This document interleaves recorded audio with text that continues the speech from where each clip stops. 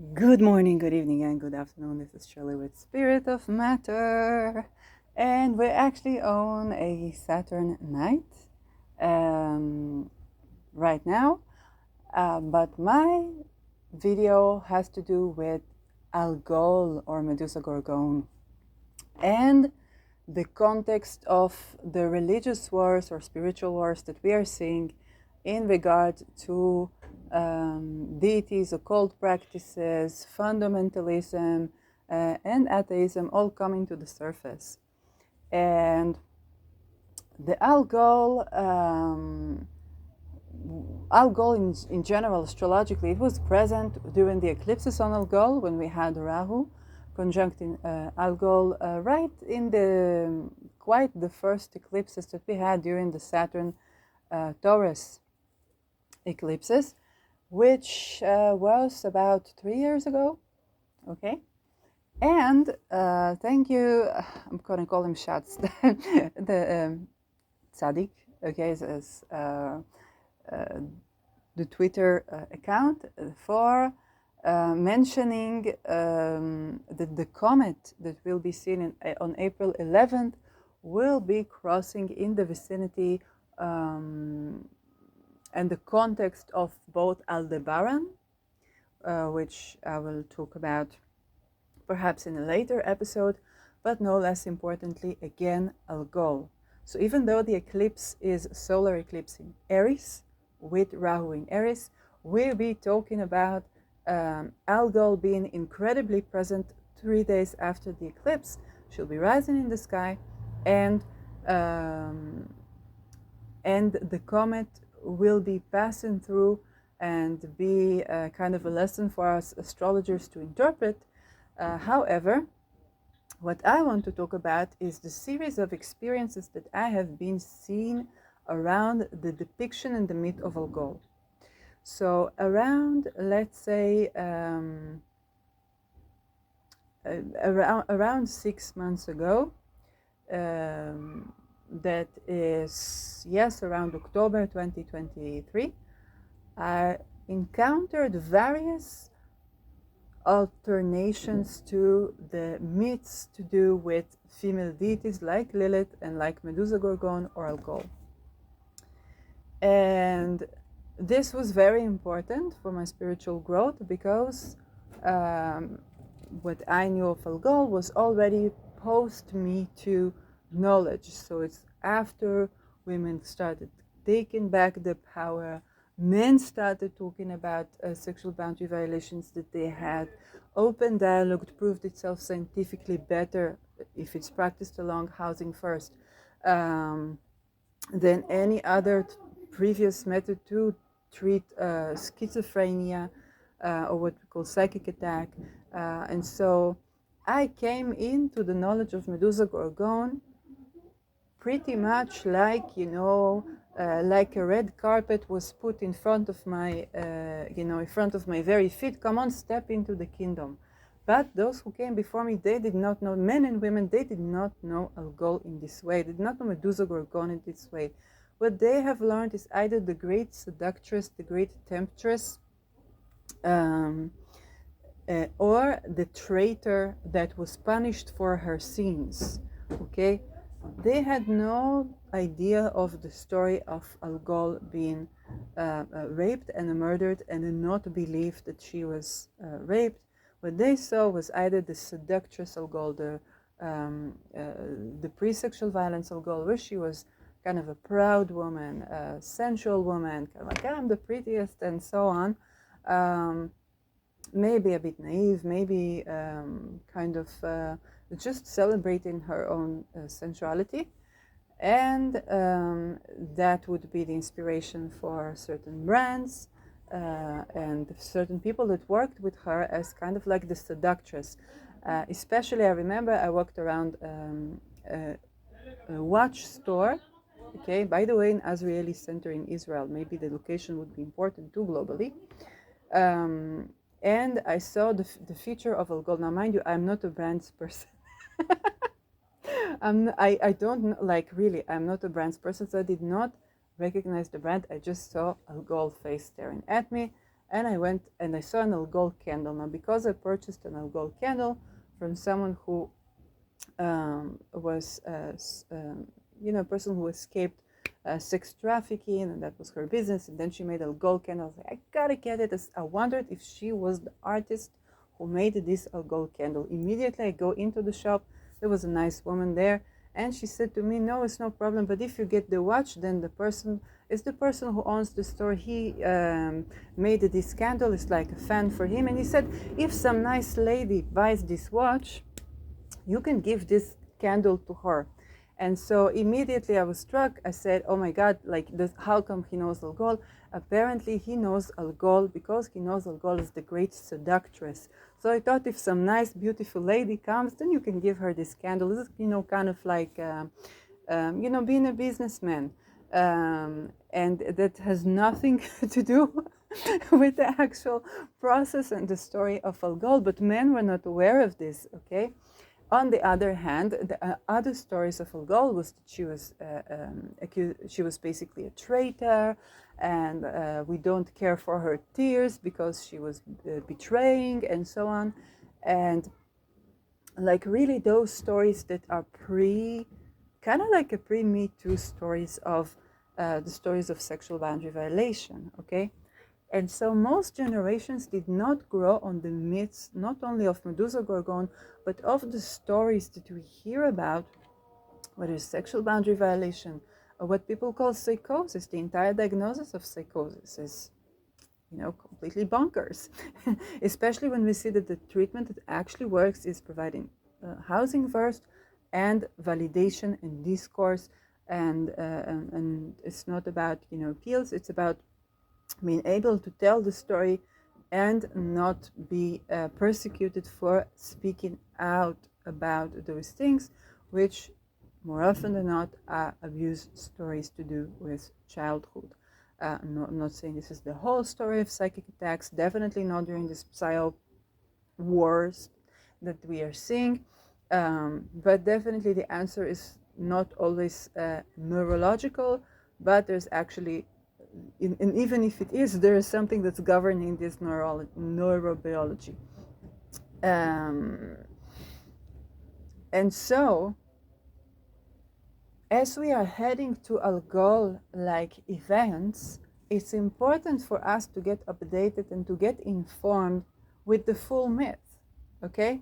Both to know that many people, many generations, the generations, both women and men that came before us, and gay people, do not know the full story of Algol, but also to pay attention, and this is one of the things that I've seen, to pay attention when occultists, when people who come from maybe things that are in par with fundamentalistic religions, okay, and they start telling these mythical stories of Algol and Medusa Gorgon from the pre-Me Too times. And Me Too is kind of like, it's all less than a decade, okay?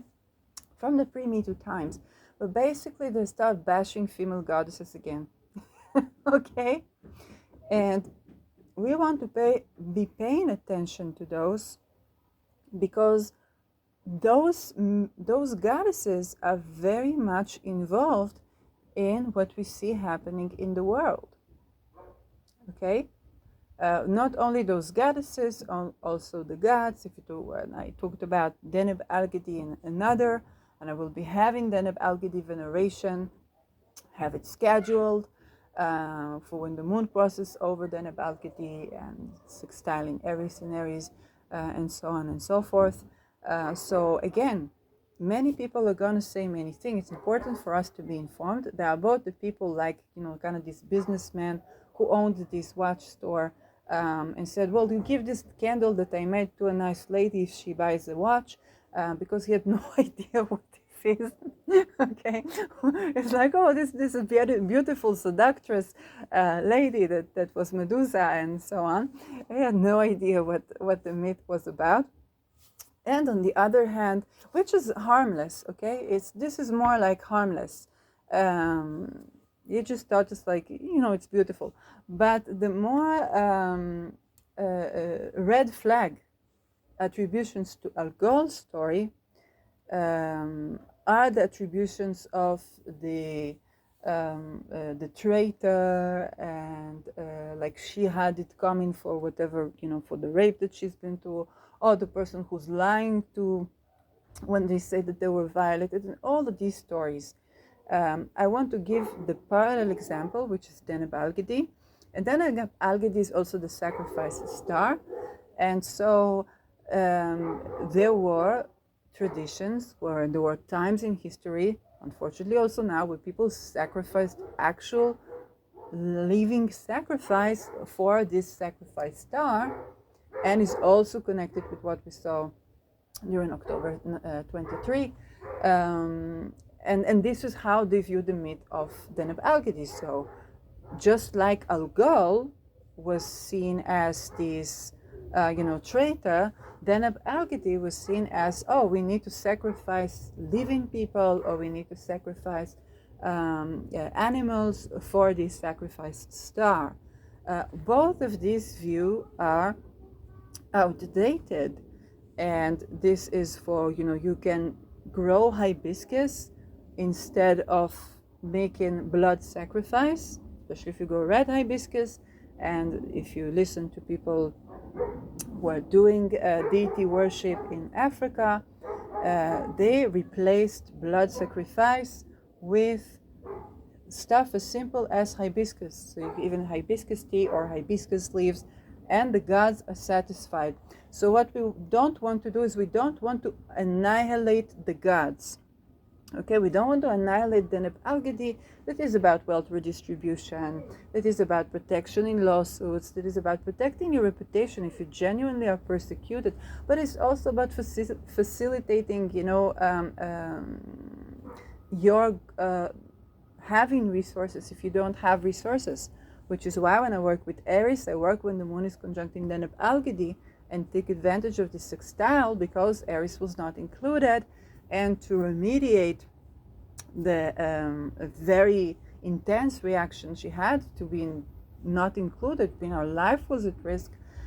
We need to distribute resources to her in a way that she can be included, and so on. And this is something I talk about in other videos. So for the Algol case, we don't want to annihilate either Lilith or Algol or Medusa Gorgon, or even Aries for that matter. Because yes, there were associations of her that were not at all in alignment of the actual full story of Medusa Gorgon. Okay, and also practices that are, and needless to say, the prediction for Algol on a mundane level is not pleasant. Okay. That being said, when we tend to magic, we basically, it's kind of like putting your best foot forward. We tend to Algol, we include Algol in our discourse, we don't bash Algol, we don't, paint Algol as bad because she is a woman, okay? Just like we don't paint Deneb Algedi as bad because humanity used to sacrifice living beings for Deneb Algedi. Doesn't mean that Deneb Algedi needs to sacrifice, especially not in modern times. And it doesn't mean we cannot petition Deneb Algedi in ways that are actually useful to wealth redistribution, which is what it does, and protecting ourselves, kind of like the good guy. So with Algol, she's protective when it comes to our autonomy, our being able to feel safe and free in our sensuality, which is why she's also a great wealth talisman.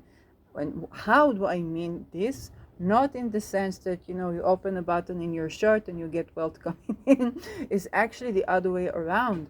But actually being able to say yes, no, and maybe, regardless of your gender, according to what is authentically true to you. And thereby being present in your body. And thereby shielding yourself from psychic attack, or what people call schizophrenia, standing your boundaries and protecting your boundaries so that these boundaries are not violated. Then of course your sexual energy is healthier, and of course you're more authentic in your intimacies, and of course if nothing is blocking your wealth from coming in, then naturally you're going to grow and you're going to have wealth. Okay, and wealth is not about exploitation of others. Wealth is about actually being in good relation of autonomy and connection, when you think about it, okay, and having the resources adjusting themselves, which is where then Balgadi also comes in, to a good balance between autonomy and a sense of connection. Okay, also if you think about it on a more sexual level, people can blend their energies, also non-sexually, okay, they can blend their energies, but we also need to have autonomy in order to celebrate the connection. Okay, if we are at the other all the time, then we don't remember who we are. If we are at ourselves all the time, then we don't connect with the other and thereby are not enriching ourselves. So this is true both on an energy level, consciousness level, spiritual level, but also on a physical level, resources level, and so on and so forth.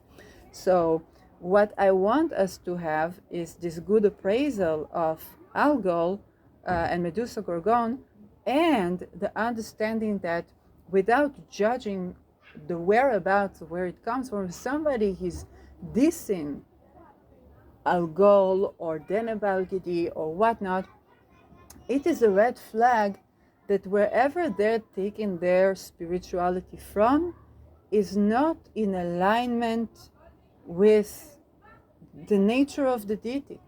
Okay, so for every person that says, oh no, we must not work with Algol, Algol is bad, Algol is this, she's temptress, she's this, she's that, there are 300 other people that are turning to Algol to shield from sexual boundary violation, to protect the voice of those who speak up, to protect the land by actually giving veneration to that which is the soil, the land, the women, the sisterhood, okay? All things Venus, but also all things Saturn, okay? Those women who are poor, who are unfortunate, so that their boundaries won't be violated. And this is also where Dana Balgadi comes in, okay? If a single mother has housing that's independent of her current ability to work, because she went through a hard divorce, she both doesn't need to try and litigate the man that may or may not have money at all to help her, and now he's in trouble too. She may also take the time to heal, so that if she goes to work, she's an efficient worker who is a functioning part of society, and not just trying to get over her traumas by being a workaholic on the one hand, or being susceptible to sexual boundary violation and to plagiarism and to many other things as she goes to the working market, okay? Whereas when she has, let's say, housing, then she can heal, and then naturally she can follow the crisis of creativity and find a sense of direction in life that is hers, that is more up to date, and this will help her both in the workplace, with the relationship with the children, and actually if it's good for her to, let's say, marry again or find another partner, that is more in alignment for her direction, sense of direction in life, okay? So if she doesn't have these conditions, then she doesn't get to heal. She'll try to either litigate the ex-husband. Now the ex-husband is in crisis. Everybody, all the family is falling apart. All the workplaces that they are involved in falling apart. The children are falling apart. Everybody's falling apart, okay? This is why you need those planets that you say are bad, the sacrifice star. No. The Nebalgadi is wealth distribution. Algol is protecting and shielding from sexual boundary violation. Ooh, I haven't seen you in a while. My God. Mercury retrograde's been bringing good things back. So you will see. I'm not going. It's not about saying names. It's not about bashing. It's more like if you identify people that speak about Algol, speak about Medusa Gorgon, speak about Lilith, in a way that is bashing, that is degrading, that is warning you from working with Algol. Again, without judgment to these people, sometimes it's infused with fundamentalist religion. Doesn't matter which religion, okay? And this is a big red flag for when these people are not having the good intentions or are just misinformed, misguided and misinformed. And so this is very important because both the Nebalgadi and Algol have the nature of Saturn, okay? Which Ishtar does not. Yes, Saturn is the Lord, the triplicity Lord of the earth signs, also Taurus, which is ruled by Venus. But Venus or Ishtar or Isis, they are of the nature of Venus, okay? They have its pros and cons. It can both be the temptress and the just kind of the pleasure that you have for the sake of pleasure. Algol and Nebalgadi have the nature of Saturn, which means karma, okay? So actions accumulate across time. If you take a look at the music industry, one of the things that I've been checking out recently, because it just came out, after the P. Diddy story that links back to the R. Kelly story, that links back to Aaliyah, that links forward to Jay-Z, then I've been watching who has been exposed, and one of the names we've seen is Jaguar Wright. What a lovely name, okay? Right, with a W. But she has a son, Algol. And her story, I don't know the depth of her story, and I don't know why she warned P. Diddy before the Fed raids. But the fact is that this woman has been exposing the music industry. Probably none of us paid attention or was exposed. I was never exposed to her videos, okay? And so it was only a couple of months ago that I kind of looked at, Lisa Left Eye Lopez, at Aaliyah's story again, with Saturn in Pisces. Aaliyah had Saturn in Pisces, I think, or Saturn in Capricorn. I don't remember. Anyway,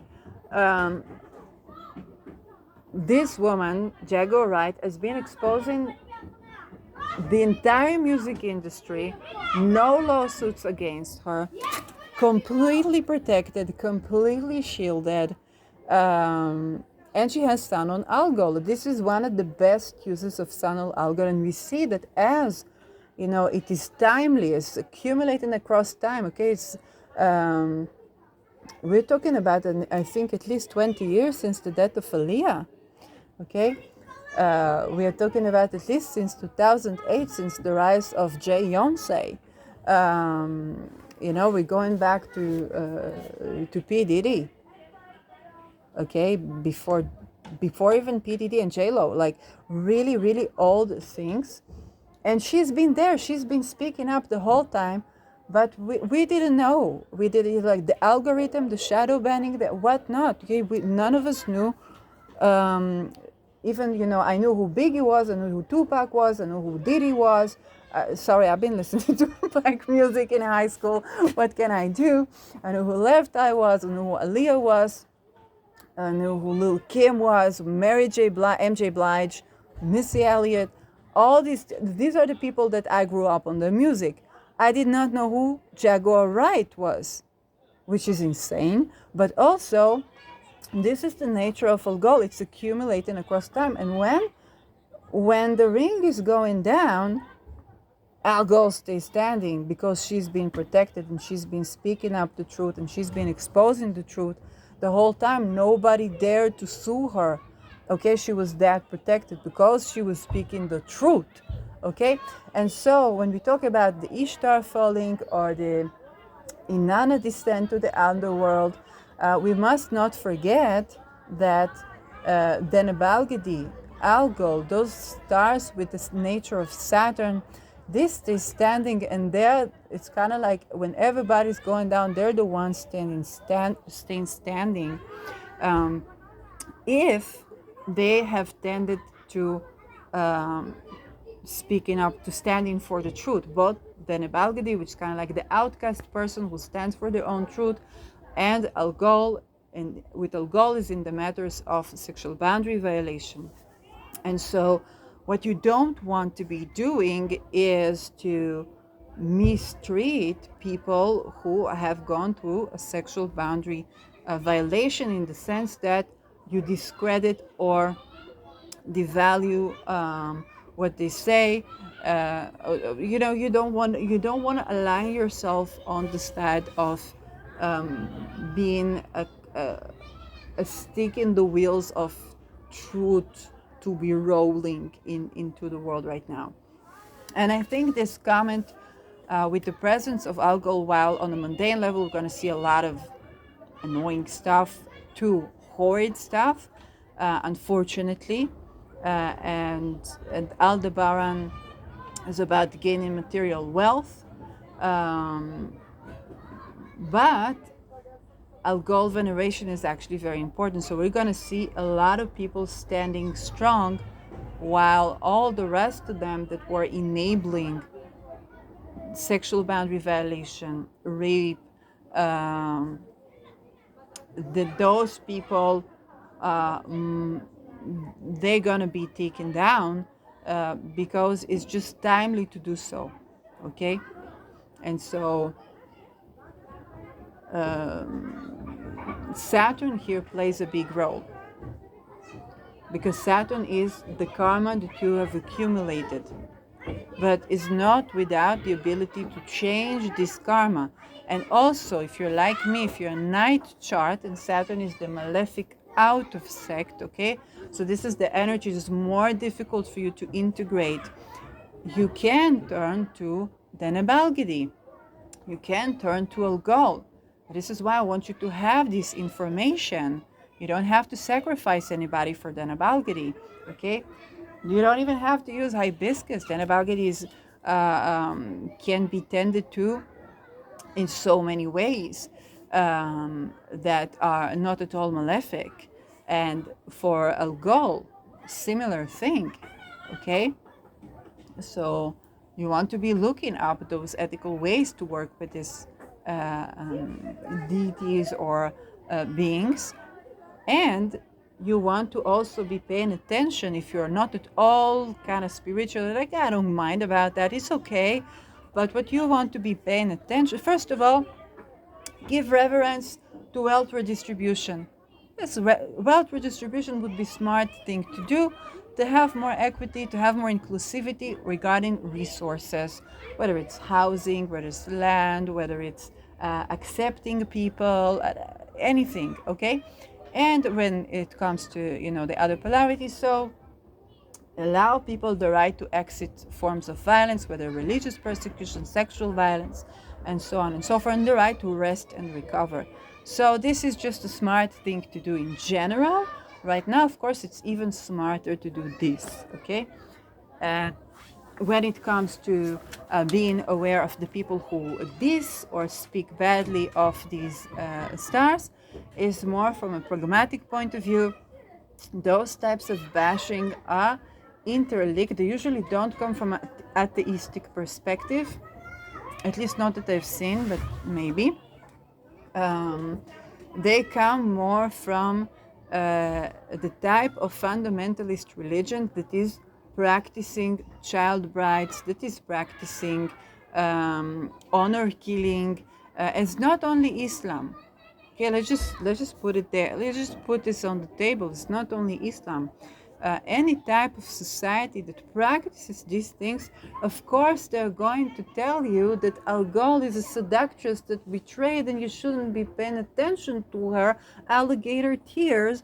Of course, they're going to be telling you that Deneb Algedi is this, I don't know how to even put it. They're going to tell you that Deneb Algedi is bad while they're sacrificing children in the backyard. This is not a joke. This is not a joke, okay? And so you want to be understanding that there are people who completely buy into those types of whether worldviews or practices. And if you want to identify who is looking secular but is actually believing in fundamentalistic religion, this is the person who will bash victims of sexual violence, who would bash the goddesses that are associated with, the female deities. Okay, and it's not about, oh my God, you cannot make satire of Algol. You cannot. Of course, you make it. Of course, you can. Of course, it's not. It's not about this. It's about understanding that if this person thinks that Algol is bad, it doesn't stop at Algol. It is going to honor killings. It is going to child brides. It is going to those type of things. It is going to what were you wearing. And I'll end with a little story. I live in Israel, and a couple of years ago, I just went with my parents to the market, and of course there are Bedouin people. They're kind of like owning the business, and my parent was kind of curious. They got into a conversation with the person, and he said something very simple: the people that begin to wear the burqas, okay, not the hijabi, which you can see the face, the burqas, which you only see the eyes. He said, we know about these women. We know in the community, they are the prostitutes. They're comfortable with the burqa because it covers their faces, okay? And so that's just a real deal. And so the way that the practice is being practiced is that the women that are sex trafficked basically are forced to wear burqa, and so they consider this modesty. And so if a woman doesn't wear this, then she's considered bad. But the women that wear this, basically they're trafficked, and they wear this so you cannot identify their faces, or they don't want to go with the face, so this won't endanger them even more. And you understand, none of this is about modesty, and none of this is about virtue, and none of this is about healthy sexuality, healthy relationships, or healthy relation to women. Okay, so it's not like you're wearing more things on your body and you are more modest. No, it's usually a sign for human trafficking, and this is, with that I will end.